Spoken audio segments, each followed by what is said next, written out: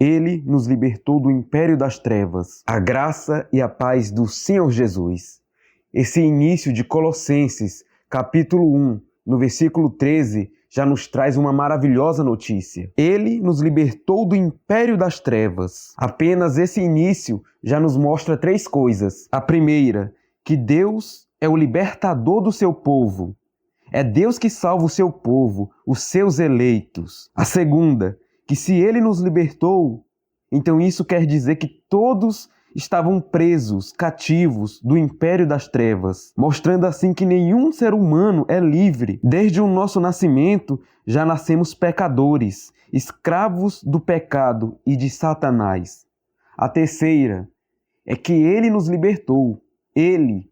Então isso nos mostra que não éramos e não somos capazes de nos libertar por conta própria. Como diz lá em Efésios 2, porque estávamos mortos nos nossos delitos e pecados. Esse início deixa claro que fomos libertos, e não como muitos aí dizem, que recebemos a possibilidade de sermos libertos. Não foi possibilidade que recebemos. Nós fomos libertos, pois foi Ele mesmo que nos libertou. E o versículo 13 continua assim: e nos transportou para o reino do Filho do seu amor. Irmãos, olha que versículo maravilhoso. Com esse versículo vemos que só Deus é digno de toda honra e toda glória, e que só Jesus Cristo é o nosso intercessor. Éramos prisioneiros do império das trevas, mas Deus nos libertou. Deus nos libertou de Satanás. Deus nos libertou do domínio da carne e do pecado. Ele nos libertou desse mundo perverso. Deus nos levou para o reino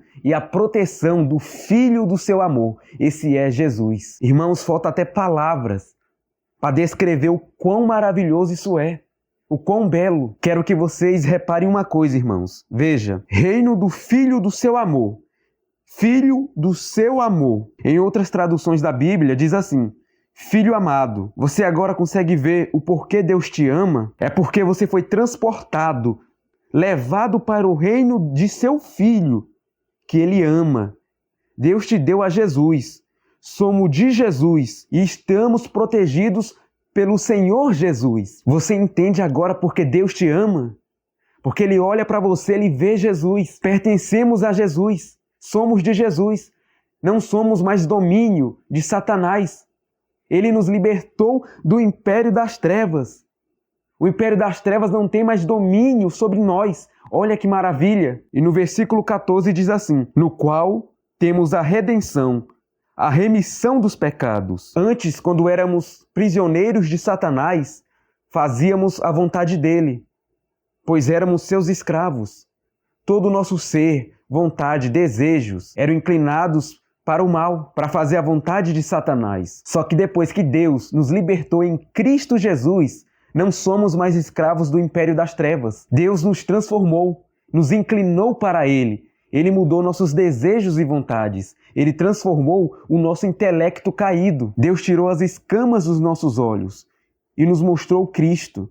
E em Cristo temos o perdão dos nossos pecados, a libertação do domínio do pecado e do castigo que todos nós merecíamos por fazermos a vontade do diabo, no qual temos a redenção, a remissão dos pecados. Na tradução da Almeida, século 21, diz assim: em quem temos a redenção, isto é, o perdão dos pecados. Somente em Cristo, irmãos, somos perdoados. Somente em Cristo temos paz com Deus. Ele é o único caminho.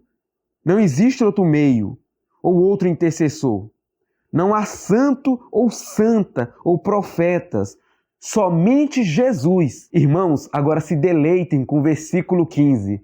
Veja quão maravilhoso é o nosso Senhor Jesus. Este é a imagem do Deus invisível, o primogênito de toda a criação. Cristo é a imagem de Deus. Quem vê, quem olha para Cristo, está vendo a Deus. Eu e o Pai somos um. Ao contrário do que alguns aí dizem, de que Jesus não é Deus, a Bíblia é clara, irmãos, ao afirmar que Jesus é Deus. E não só isso, que Jesus é Deus e que o Espírito Santo também é Deus. Irmãos, Jesus é Deus. Jesus não é criação.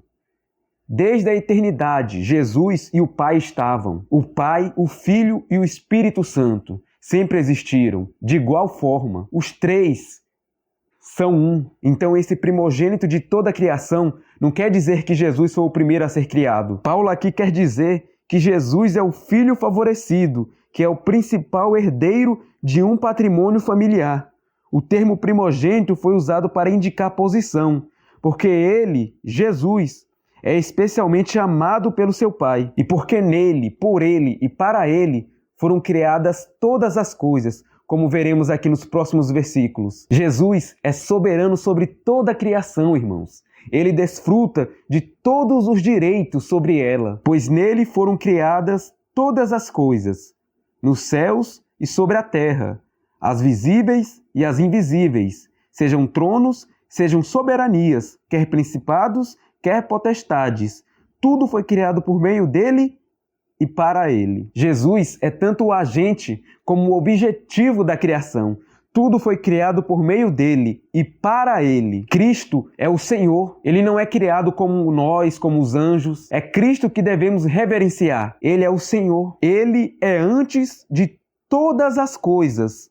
Nele, tudo subsiste. Bom, o versículo 17 já destrói todos os argumentos daqueles que dizem que Jesus é criação, que Jesus não é Deus. Aqui mostra que Jesus é anterior a toda a criação, ou seja, que ele não foi criado, que ele já existia antes, mas que por meio dele, tudo que existe é que foi criado. Ele é a cabeça do corpo da igreja. Ele é o princípio, o primogênito de entre os mortos, para em todas as coisas ter a primazia, o primogênito de entre os mortos. A morte e a ressurreição de Jesus marcou o início de uma nova criação. E assim, se alguém está em Cristo, é nova criatura. As coisas antigas já passaram, eis que se fizeram novas. Jesus foi o primeiro a ressuscitar entre os mortos. Então assim ele inaugurou um novo tempo, um tempo que foi profetizado pelos profetas lá no Antigo Testamento. Cristo moldou uma nova humanidade nele, para substituir a antiga, que era em Adão. A ressurreição de Cristo é tanto uma antecipação como uma garantia daquilo que os cristãos, irmãos, vão desfrutar. Nós iremos desfrutar disso aqui. A ressurreição de Cristo foi uma antecipação.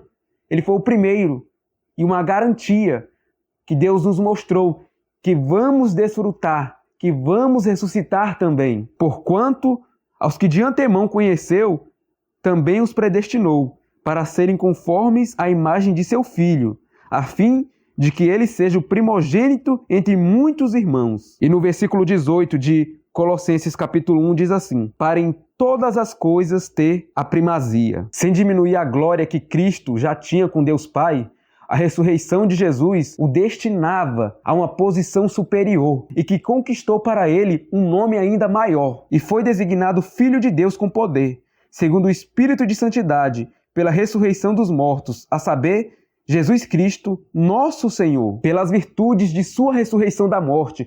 Jesus Cristo, irmãos, é o Senhor do universo que ele criou, sustenta e ele redimiu, porque aprove a Deus que nele residisse toda a plenitude. Ou como diz na versão Almeida século 21, porque foi da vontade de Deus que nele, Jesus, habitasse toda a plenitude, e que havendo feito a paz pelo sangue da sua cruz, por meio dele reconciliasse consigo mesmo todas as coisas, quer sobre a terra, quer nos céus. A queda do homem, da humanidade no pecado, trouxe a corrupção para toda a criação, tanto visível como invisível. Portanto, assim, como por um só homem entrou o pecado no mundo, e pelo pecado a morte, assim também a morte passou a todos os homens, porque todos pecaram. Por causa da reencarnação de Cristo, a sua morte expiatória, a continuação do seu reinado e sua volta, o seu retorno em glória, a justiça de Deus foi satisfeita. Cristo pagou o preço por nós, irmãos. A paz entre Deus e a humanidade, irmãos, está restaurada. A glorificação final de todas as coisas da criação está assegurada. E os poderes dos espíritos rebeldes estão circunscritos e destruídos. O império das trevas foi derrotado e será completamente destruído. E a vós outros também, que outrora éreis estranhos e inimigos no entendimento, pelas vossas obras malignas. Agora, porém, vos reconciliou no corpo da sua carne, mediante a sua morte, para apresentar-vos perante ele santos, inculpáveis e irrepreensíveis. A morte de Jesus em carne significa que a reconciliação que Deus efetuou não é simplesmente uma questão de pacificação cósmica de poderes hostis. Ela também proporciona a renovação pessoal e a purificação daqueles que aceitam o Evangelho e se firmam nele. Se é que permaneceis na fé, alicerçados e firmes, não vos deixando afastar da esperança do Evangelho que ouvistes e que foi pregada a toda criatura debaixo do céu, e do qual eu, Paulo, me tornei ministro. Se é que permaneceis na fé. A fé salvadora é a fé que persevera e suporta e que está ancorada firme na esperança, que é Jesus Cristo. Bom, irmãos, lendo todos esses versículos, isso nos mostra que a salvação vem de Deus. Deus nos salva em Cristo Jesus. Cristo Jesus é Deus. E Ele pagou o preço que a justiça de Deus requeria. Jesus Cristo é o nosso Salvador. Cristo é o Senhor de toda a criação. Ele é Deus, Ele é o nosso Salvador. Descanse nisso, creia nisso. Vamos orar? Senhor Deus e amado Pai, Pai, em Ti confiamos e descansamos. Sabemos que o Senhor governa, reina sobre tudo. Tu és soberano, Senhor. Pai, Tu és maravilhoso, grandioso. Tu és o nosso pastor. Em Ti podemos confiar, Senhor. Tu és o nosso Deus, a nossa salvação. E cremos, Senhor, que o Senhor enviou Seu Filho, Seu único Filho, para que todo o que nele crê não pereça, mas tenha a vida eterna. Cremos no nosso Senhor Jesus Cristo. Jesus Cristo é Deus. Jesus Cristo veio, encarnou. Jesus Cristo viveu como homem, 100% homem e 100% Deus. Ele viveu uma vida obediente, uma vida sem pecado. Jesus Cristo, meu Pai, pagou o preço a qual a Tua justiça requeria, a qual, meu Pai, nós não poderíamos pagar. Foi Jesus Cristo que pagou. E nele temos a segurança da nossa salvação. Temos a segurança que estamos seguros para sempre, pois a Tua palavra mesmo diz, Pai, que Jesus Cristo não nos perderia. Aqueles que o Senhor deu a Ele, Ele não perderia.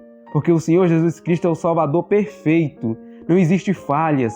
Jesus Cristo triunfou. Ele é o nosso Senhor. Te agradecemos por essa misericórdia, Pai. Te agradecemos por tudo. Em nome do Senhor Jesus. Pai, abençoa o dia desse homem, dessa mulher.